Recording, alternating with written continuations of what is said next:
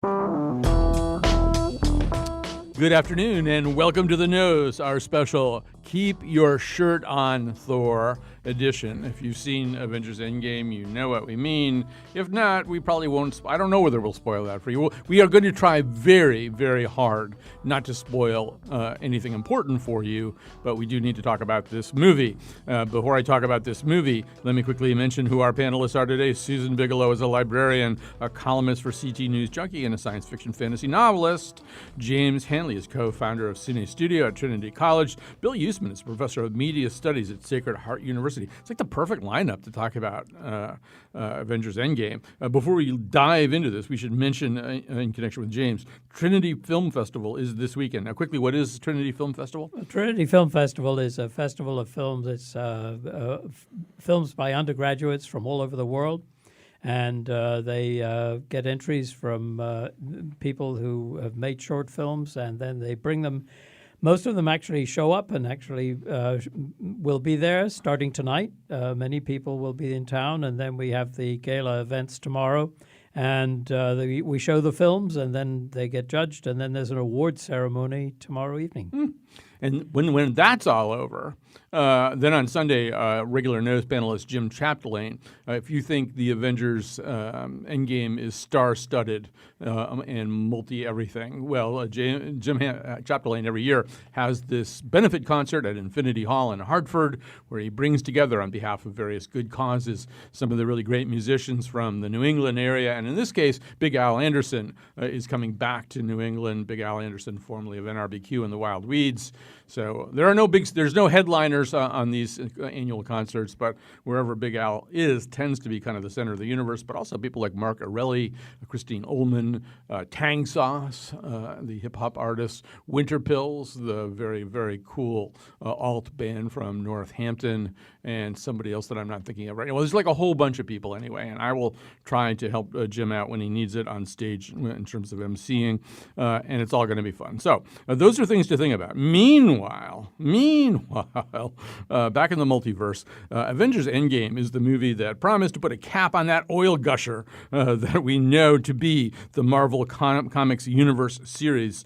This new movie is the 22nd movie in an interwoven cycle. It's 3 hours long. Seeing it in the theater is pretty much like jury duty. You can get out of it, but you better have a good excuse, and probably in writing, pretty much various box office records are either being broken, tied, or threatened by this movie. Today on The Nose, we're going to try to be careful, as I said, not to spoil important things. We're also going to assume you're not stupid. For example, everybody from Black Panther died in the previous Avenger movie. The first Black Panther movie made $1 billion. You figure out what's going to happen. Also, at least two major stars of the series have been very public about their desire to get out, but maybe you don't know which ones those are, and if so, we'll keep it that way for you. Endgame is divided into three movements. Part 1, The Leftovers. Part 2, The Stones Reunion Tour. And Part 3, Snap Judgment. So we'll try to go over all this, but Susan, we'll begin at the beginning. So in a way, this movie does pick up where Avengers Infinity War left off, but it kind of goes into this autumnal mood and kind of drifts 5 years into the future. But what you have is a depopulated world, depopulated of regular old people and depopulated of many of the superhero stars that we knew and loved from the previous movie. Yeah, and I actually think I did this right, I think, because I hadn't seen Infinity War at all before this. So I went and I saw Infinity War. I watched it Saturday night, and then Sunday I actually saw Endgame. So I could see them all as one sort of big piece. Mm-hmm. And that means I didn't have to wait 2 agonizing years or however long it was to get the satisfaction of the finale. But I thought it was really beautiful the way that they filmed and express the empty world. So you have pictures of streets with everything sort of overgrown, pictures of fields that are just empty. You don't hear any sounds in the background. Pods of whales are coming up the Hudson, according to Captain America. Yeah, exactly. And you get the sense that it's not just humans that are gone, but also just half of all life on the planet seems to also be gone. So it's this sort of very sad, sorrowful, melancholy, empty sort of place. And that's where we start with our heroes, because that's the place that they're in as well. They're all very sad and traumatized at what happened at the end of Infinity War. Because of a snap of Thanos' fingers at the end of the previous movie, we've lost all kinds of superheroes. Although, interestingly, just by coincidence or luck of the draw or something, basically the original Phase 1 Avengers unit survives. I hadn't really noticed that at the end of Infinity War, that, basically all the Iron Man and Thor and Hawkeye and the Scarlet Witch and the Incredible Hulk, they're all still alive. And plus just a few others, including Rocket, the raccoon from Guardians of the Galaxy, who I really love, and Nebula from Guardians of the Galaxy, who is probably the most annoying character ever created by Marvel. But Bill, it's kind of interesting because obviously we're primed for action movies, but really, this first hour or so could be underscored by Satie music the entire way. It's really much more a bunch of people who know each other having conversations, a lot of them about loss and grief. Yeah, absolutely. And that's one of the things that I really did like about it.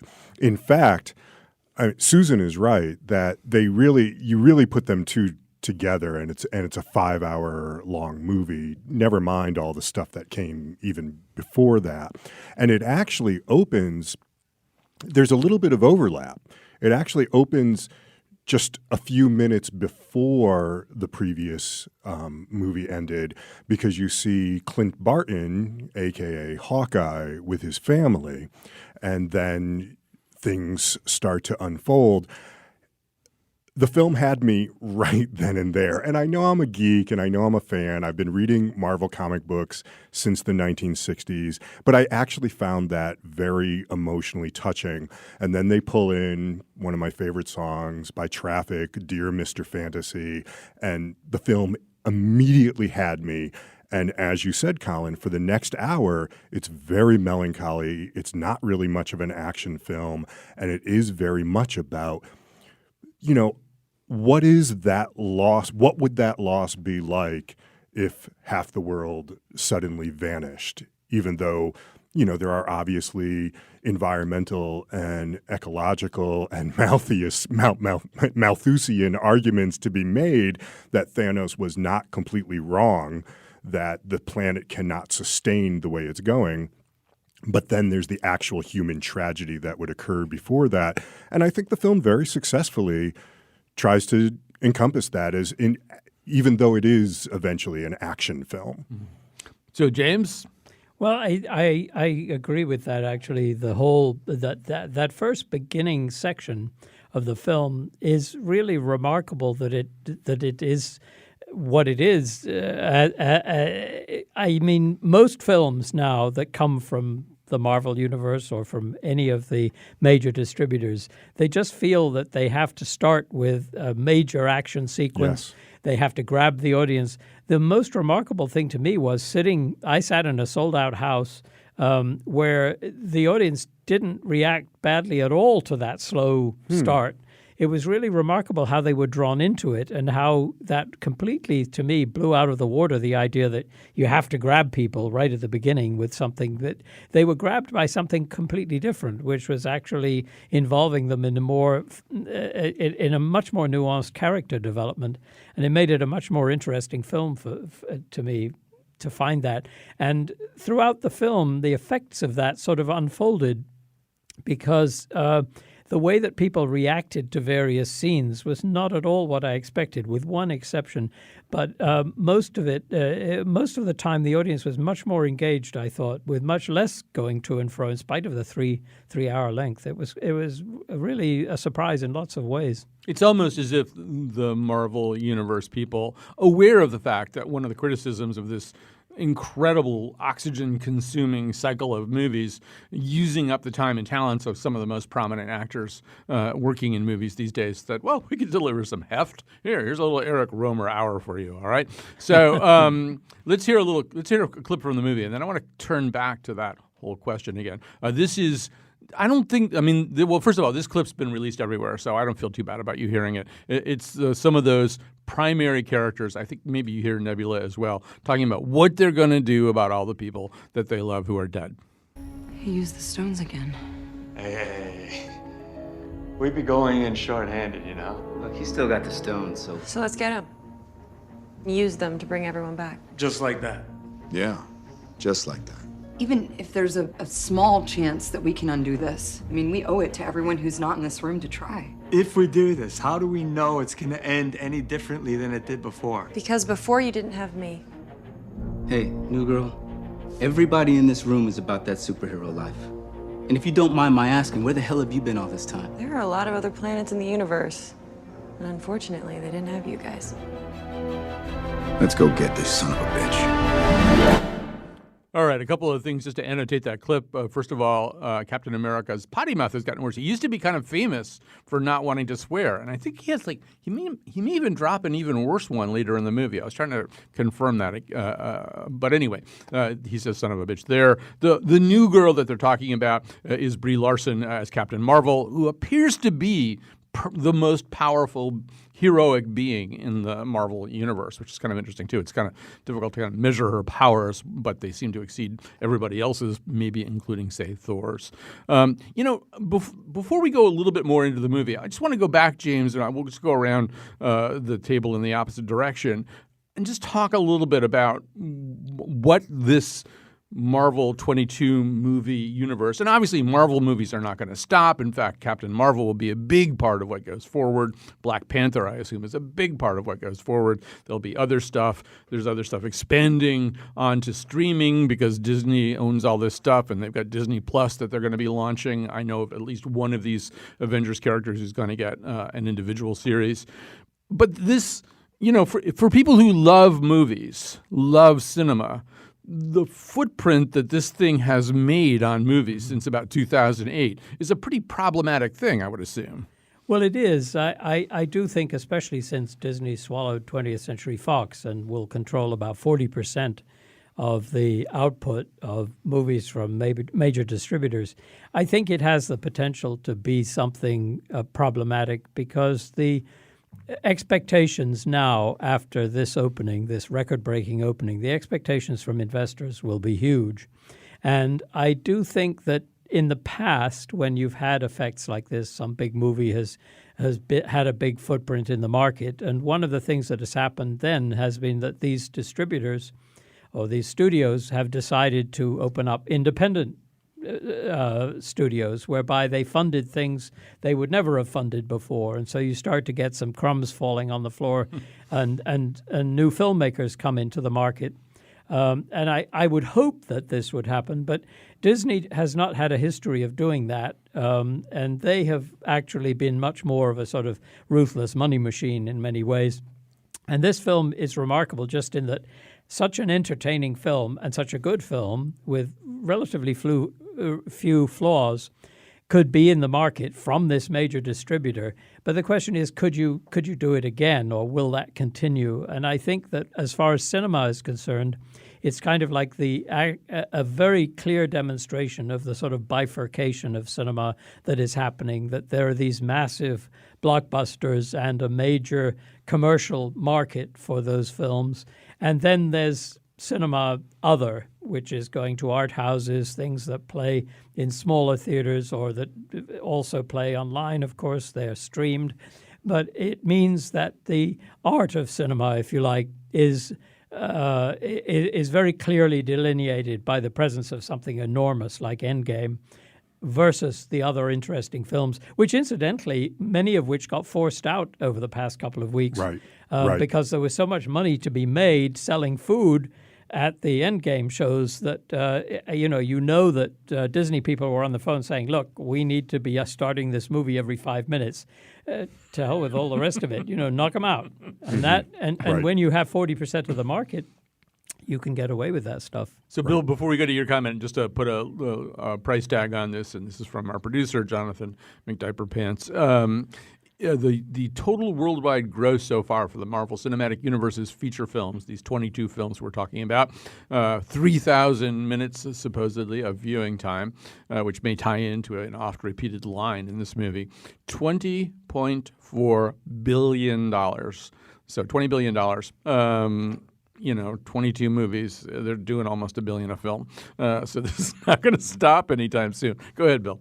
Well, James is absolutely right. There is there are just a handful of these giant, mega, global media corporations that do control most of the market in movies, film, television, music, books even, and they are like these massive creatures that you could actually see as villains in an Avenger movie, and they do dominate and they do stomp on everything. Their only priority is to make money. An ex-Disney CEO admitted as such that was their only priority, their only mandate.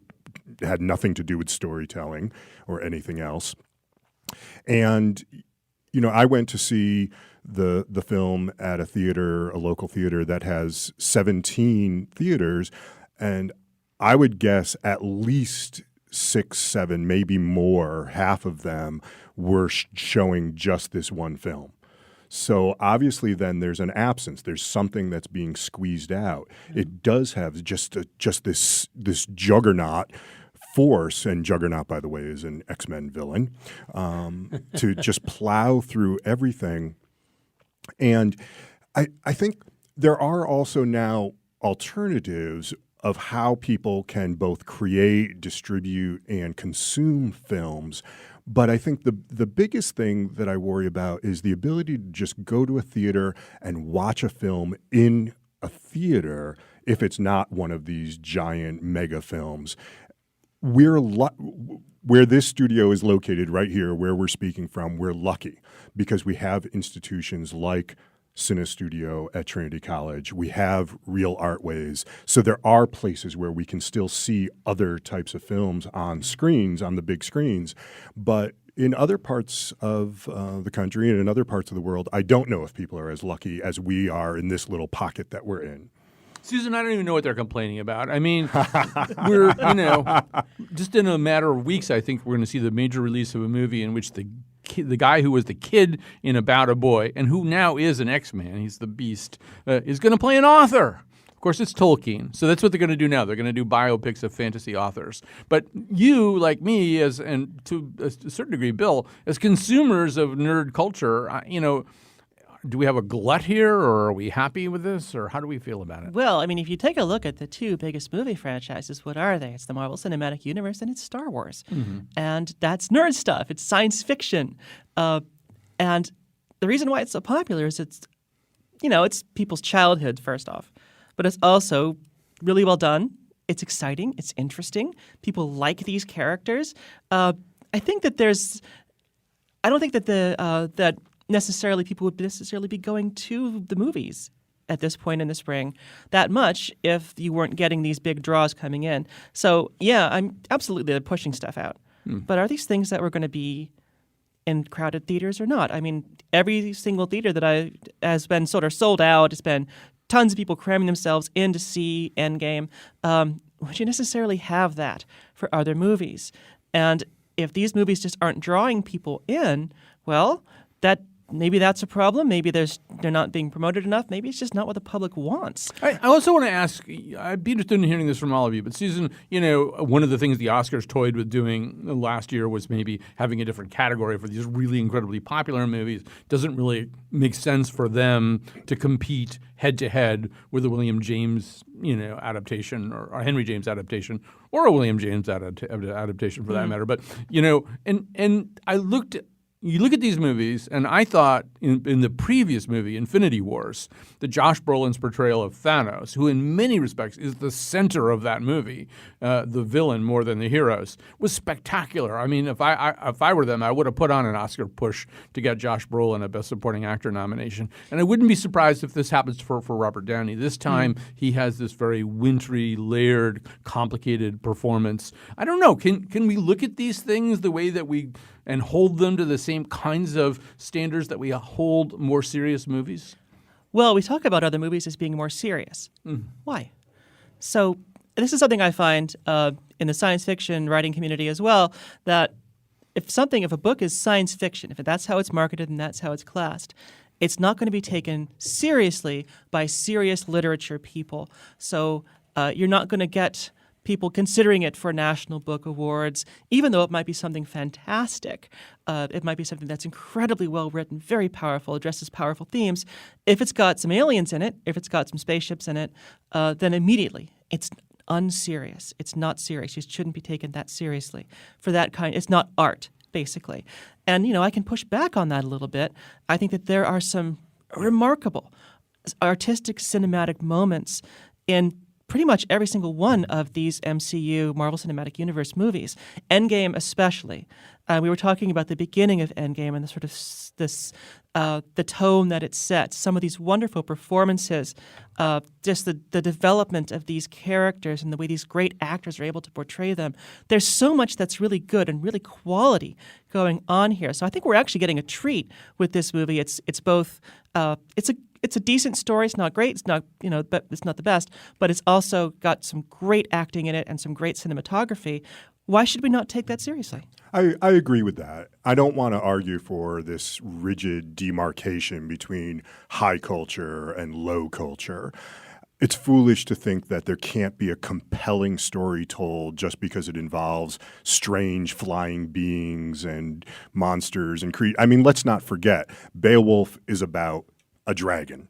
And, Frankenstein was about this creature that was sewn together and then reanimated. And we could, Dr. Jekyll and Mr. Hyde, we could give you hundreds and hundreds and hundreds of examples of things that are now considered, just by virtue of time, to be classic great literature, but really did deal with strange creatures doing strange science fiction-y kind of things. And so, I don't think there should be that type of demarcation being made. James? Yeah, I think that's really interesting that raising this issue, what you said, Susan, about what's serious and what's not, how the mass audience views things. And I mean, if you run back to, well, certainly in my lifetime when I first got into running movies, there was no alternative, and so there was only one place where people got together, and there was television, of course, but not nearly in the same way that it exists now. And so you would have a large audience enjoying a story that could be anything from something like Yellow Submarine, or it could be War and Peace, for example, the Russian War and Peace. That these were things that people gathered together to see. And there are all sorts of wrinkles to that.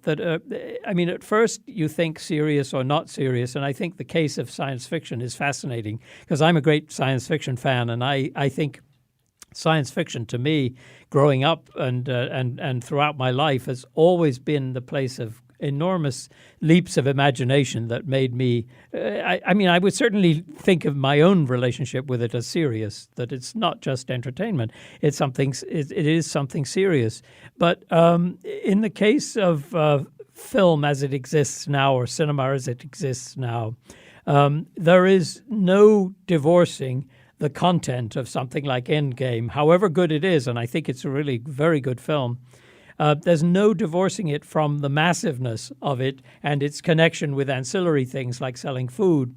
And there are good things and bad things about that. I mean, one of the things that I think is really great about it is that hundreds of thousands, maybe millions more people are getting back to the experience of sitting in a theater and watching a big screen and being totally absorbed by one thing without sort of, sitting at home and watching a massive epic on a tiny screen. That this is actually something that's really good, that people are being introduced to this. And one of the moments I thought was really great in Endgame, and I don't want to introduce a spoiler, but there were moments which grabbed the audience. In particular, that grabbed the women in the audience. The audience I saw it with were probably maybe 60% women and a lot of kids. They brought a lot of kids, babies, and all sorts of whole families there.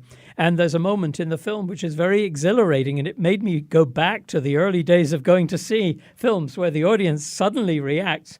And the amazing thing was that men in the audience, I turned around to look, and men sort of suddenly caught it. Oh, something's happening here, and they start applauding. And it was like, okay, there's a subtlety going on there, and it was very exhilarating. So I see that as being something that actually is serious. I mean, it's a serious thing that's going on there in the midst of this massive commercial machine. You know, we sort of have to end the segment, but he's just got onto such an important thing. And I know, Susan, you have some strong thoughts about how women are represented here. I should say, and this is not a spoiler at all, in the grand battle scene at the end, there's this completely weird moment where like all of the female available superheroes in this very chaotic battlescape that really doesn't even have battle lines or anything, suddenly are just all together in one spot and have this, hashtag squad moment. I don't know. That didn't necessarily land with you, I don't think. You know what? I liked it. Yeah. But it's like, oh, great.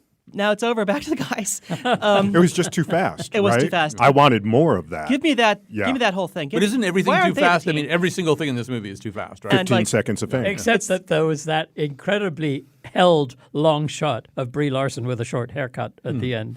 Yes. That was like, There was not enough Captain Marvel in this movie. I thought Right. that she was so underused. At one point, she actually says, "You're not going to see me for a long time." Then is gone. And then she's gone for a long She's gone time. for too much Yeah. of the movie because she's so powerful and so interesting. I cannot wait to see more of her. Not enough of Captain Marvel. Too much Gwyneth. Even though the Gwyneth stuff was kind of at the beginning, I just wanted to say. So at the beginning, Tony Stark, Robert Downey Jr., is trying to settle down next to a lake with Pepper Potts, played by Gwyneth Paltrow, and they're literally trying to do the goop thing. I mean, she's reading a book about composting. How much more on the nose can it get? And you can sort of look at it and you go, well, this is just not, no matter what Tony Stark says, this is not going to last. This is just not going to work. But I don't know. At the end, she's just like flying around. I'd forgotten that she even had a suit she could fly around in. Yeah, and again, that's how Marvel doesn't do right by its female characters. There's a bunch of female characters in this movie that either meet a certain kind of end, which I don't really approve of, or they just kind of get overlooked.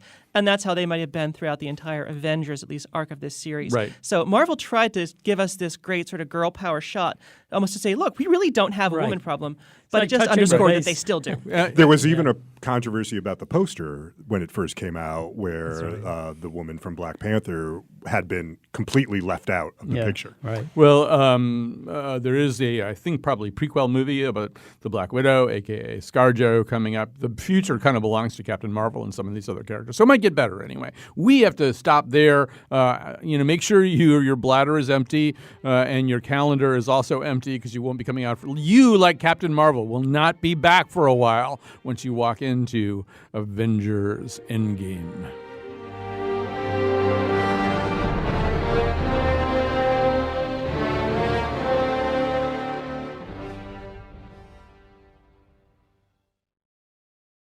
I promise that you'll never find another like me.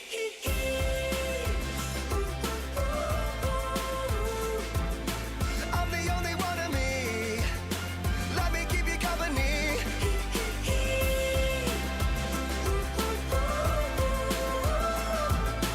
You're the only one of you. Baby, that's the fun of you. And I promise that nobody's gonna love you like me. Hey kids, Spelling is fun, girl, there ain't no I-N-T. but you know there is a me. Strike the band of 1, 2, 3. I promise that you'll never find another like me. Girl, there ain't no I-N-T. But you know there is a me. All right, that's the new Taylor Swift single. We don't even have that recorded in our computer. What we did is we put a coaxial cable in Susan Bigelow's ear. That's how we got the sound on the air here today, because it's just sort of there. It won't go. Ambiently. Right, you've got it bad, right? I've got it bad. The earworm virus. I mean, is that a good thing or a bad thing? Oh, I love it. I've been bopping around all day. Yeah.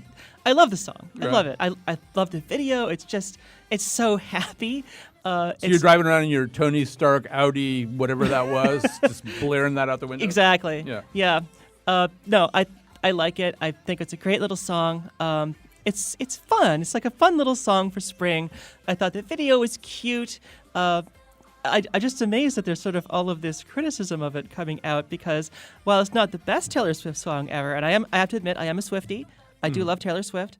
It's not the best song ever, but it's really good. It's really fun.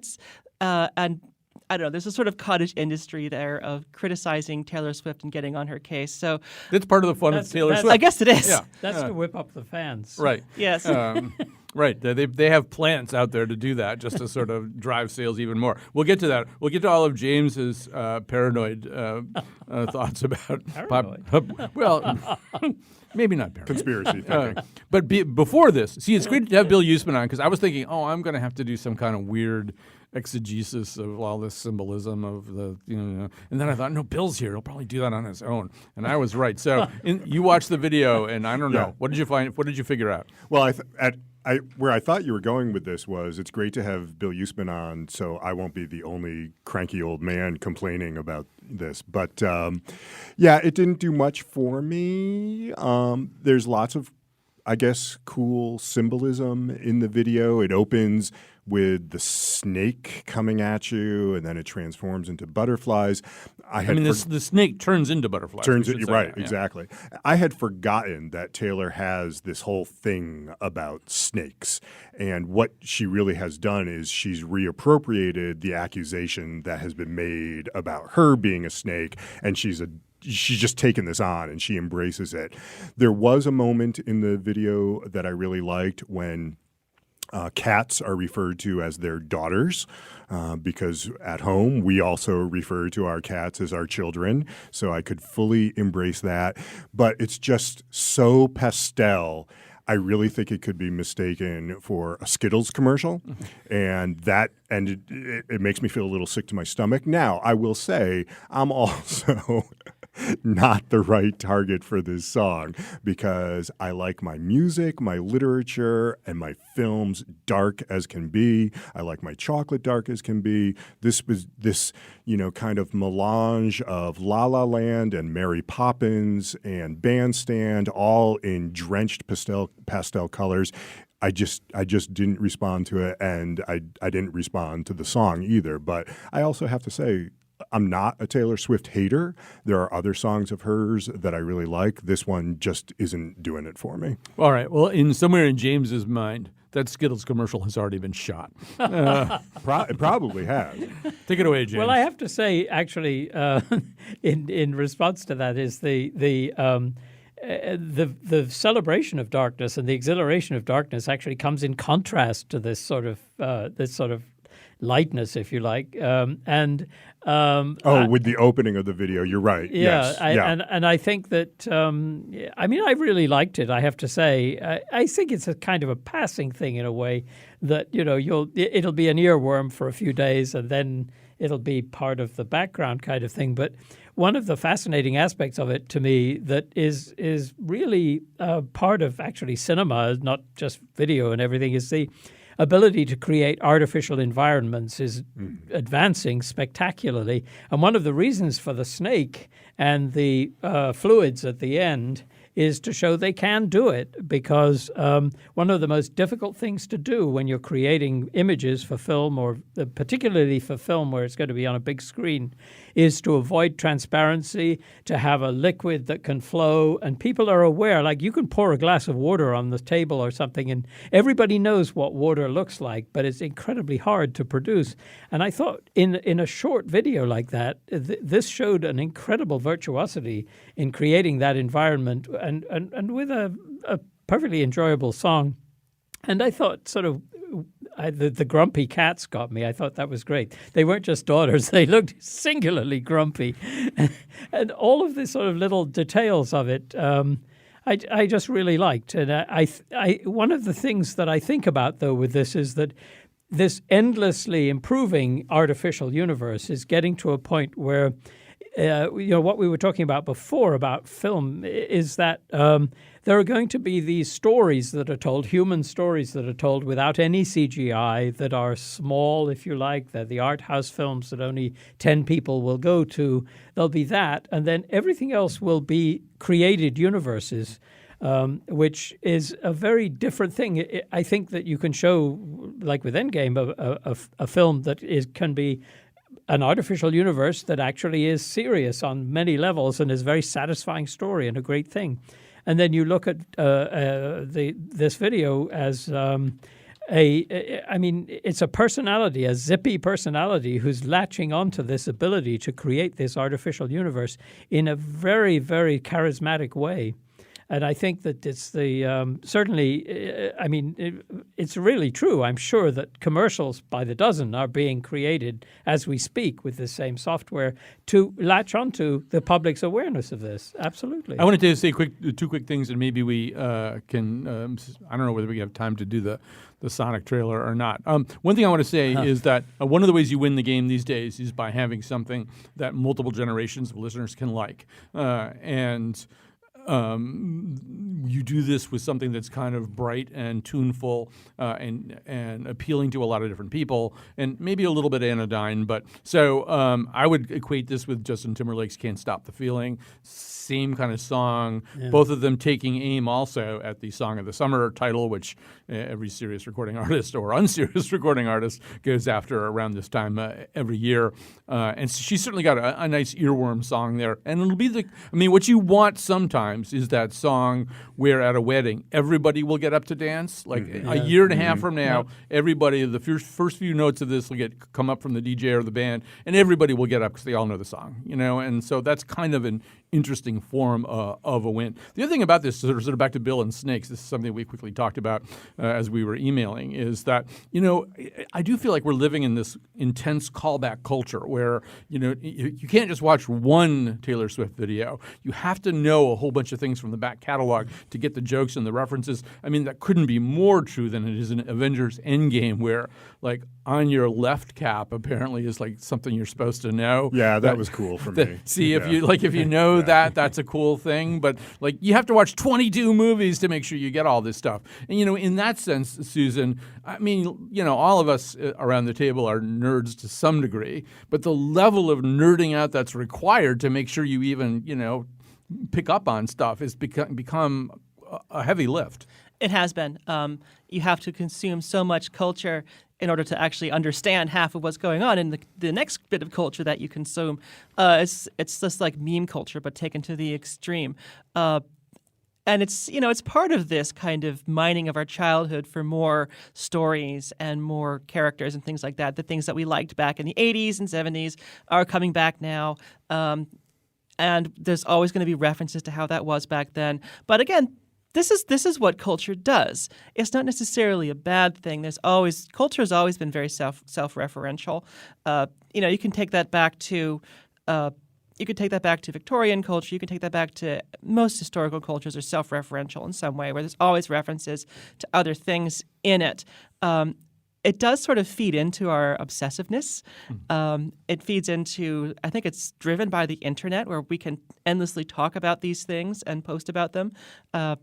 But yeah, I think if you come into this movie fresh, and I haven't seen a lot of the Marvel movies, I know I missed things, and it kind of bugs me. There's also a great scene in Endgame where they discuss time travel exclusively in terms of all the other time travel movies that all of the characters have seen before, which is kind of hilarious. All right, very quickly, we are going to have to be fast about this, but another thing that happened this week was a lot of people started complaining about a trailer to a Sonic the Hedgehog movie, and they particularly didn't like the way Sonic looked and the kind of teeth that Sonic had. And so now the studio is announcing, James, they are going to fix that before they release the movie. Well, surprise, surprise, I mean, I think it's interesting that the person who put this together, of course, did Where the Wild Things Are, which I think is one of the misleading things. I don't know where he got the idea that Sonic the Hedgehog should be a wild thing, but there were elements of that with some of the things that people noted online that were creepy, like the human teeth and the fingernails and the sort of, I don't know, the vaguely sort of creepy quality of the appearance in the trailer. But I sort of read in that, I know I'm the resident conspiracy theorist of the studios, but I sort of have a feeling that there was a big argument at Paramount about this. Paramount, which is desperately trying to get some sort of franchise going in the animation business. And I can imagine they're extremely nervous. They don't have a lot of money. So they had a big argument about, wait a minute, this trailer, let's see it. Let's put it out there and let's see what happens. And you know that now when you put out trailers, it's a very good way it's like bait. You put it out there, you see what's going to happen and what do people say. And sometimes, of course, it brings out the worst. It'll bring out racist reactions or obnoxious comments. But in many ways, going out with a potentially money-making franchise, it actually gives you a sense, if you're a studio head, okay, so what about this? So I can just imagine, like milliseconds after that trailer went out, there was, okay, rethink. So in order to have time to do endorsements, we have to wrap this up pretty quick. But Bill, I mean, there's sort of the illusion anyway now that you, internet person, have power. Well, you do, I guess, according to Paramount. Internet culture is complaint culture. I can't imagine anything that can be released, anything that can be discussed, anything that can be said that you're not immediately going to get all kinds of pushback to, that people will rant and rave and act as if it's the worst thing that ever happened. I really don't like the idea of then changing content because of that reaction. You're making Susan feel really bad about those 50 emails that she sent to the studio. It's just the worst example of focus grouping everything to death. And I mean, studios have been using focus groups for a while, but now we've turned all of social media into a focus group, and then we're going to go back and change the content because of it. I think it's not a necessarily healthy trend for creation. Susan, last word. And yet, I part of me thinks this is a marketing ploy, only because there's another it's conspiracy. it's possible they must have known that this was horrible and creepy. They might not be that smart. They might not be, but the thing is that His now people are friends did. talking about this terrible movie, and they're talking about. They're talking about Sonic, which in a sort of a normal universe, we wouldn't really care about Sonic that much. But now, because Sonic is creepy and has human teeth, now we've been talking about him, and they're like, oh, we're going to go back and we're going to fix it. Still don't care about Sonic. Me All right, neither. we got to go to a break. We'll come back with some endorsements after this.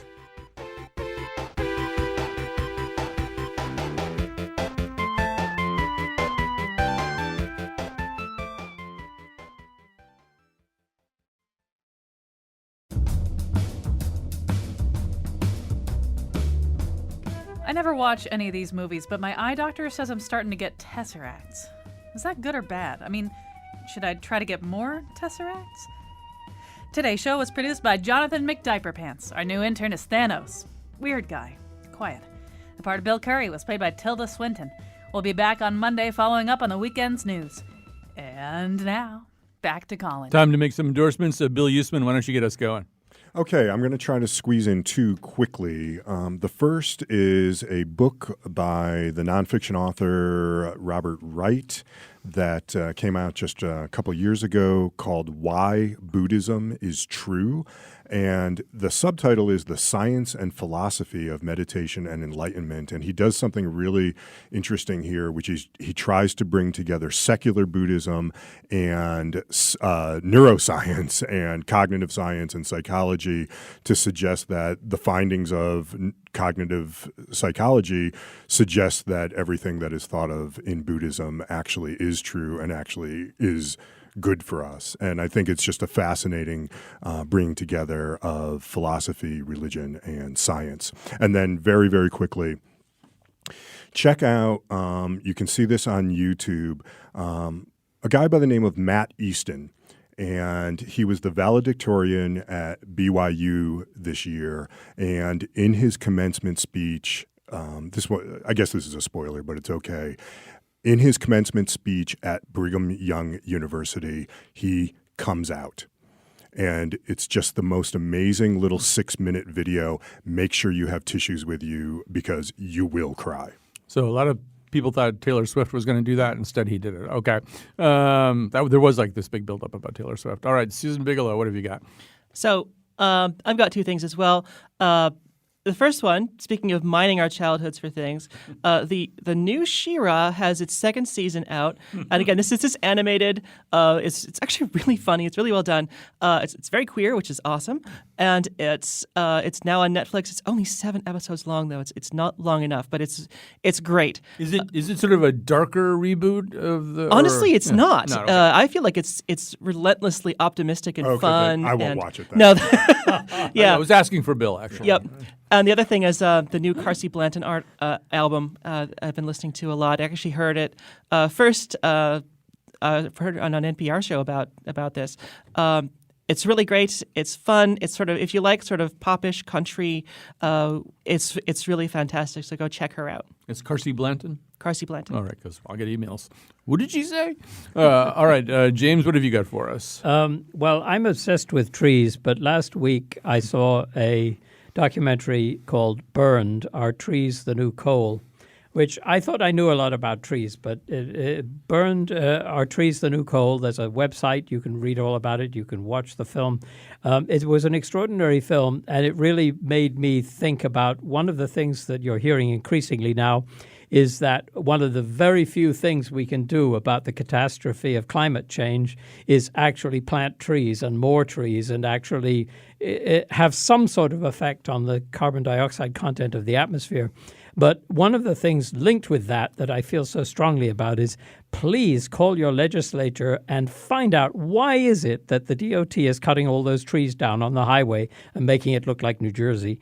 It is really a disaster for the state of Connecticut. It looks awful, and the trees are in the medians. There's no need for cutting these trees down. And so I feel very strongly about that. And I don't know who to call, but I imagine the DOT is involved. But I certainly think legislators should hear about this, that the changing of the landscape that's going on here, why are we spending money on this when actually leaving the trees there would do us some good? Mm-hmm. An airing of a grievance. Susan and I have to do that on Wednesdays, so we're familiar with that format. Okay, so I want to bet on behalf of me and James, not that I asked him about it, but I happen to know anyway, just do a quick goodbye to a guy named Wayne Hansen, a wonderful farmer whom James and I knew from the Coventry Farmers Market. Yes. Sweet, quiet guy, but he'd actually he'd attended Harvard and didn't stay the whole course and became an organic farmer, one of the first of his kind, and a very special guy who left us within the last few days. So goodbye, Farmer Wayne. You were a great guy. I'm going to do sort of a not very NPR, not very woke endorsement. I know there's all kinds of things wrong with horse racing and legitimate concerns about horse racing. There's also legitimate concerns about sports betting. With all that in mind, I'm still going to recommend betting on the Kentucky Derby, or at least kind of maybe taking an interest in Saturday's Kentucky Derby. It'll be a fun one to bet on. And one way that you can bet very successfully is to listen carefully to what I say and then don't do that, because I bet every year on it. I think it through very carefully. I have never won I haven't won a dime on the Kentucky Derby in my life. So the favorite Omaha Beach has scratched because of breathing issues. There are 3 horses left in the field among the top of the field that are all managed by Bob Baffert, who dominates horse racing anyway. A 4th horse named Tacitus, who I sort of had as my little secret favorite, is now emerged as another one that you could maybe try to work with and make some money. So, combining Baffert horses with Tacitus in an exacta or something like that might actually work. But whatever I think. So one thing that I think is that one of the Baffert horses, Roadster, is not going anywhere, not going to do anything. So betting on Roadster would be a really smart thing to do right now. I mean, unless I change my mind within the next couple of hours. But it's just, it is an event with some pageantry. It is an event that's pretty to watch. It also doesn't consume much of your Saturday evening. It's all over in 2 or 3 minutes. If you time it just right, you can have a mint julep, watch the thing, watch the aftermath, and you're done. So, yes, I am going to endorse the Kentucky Derby and watching it this year. It's not a year with an overwhelming favorite. You can maybe have some fun with it. Thanks to our panelists, to Susan Bigelow, librarian, columnist for CT News Junkie and science fiction fantasy novelist, James Hanley, co-founder of the wonderful Cine Studio at Trinity College, Bill Usman, professor of media studies at Sacred Heart University. Thanks to Kyone Wolf on the board and Jonathan McDiaper-Pants for producing today's show. We'll be back on Monday with The Scramble.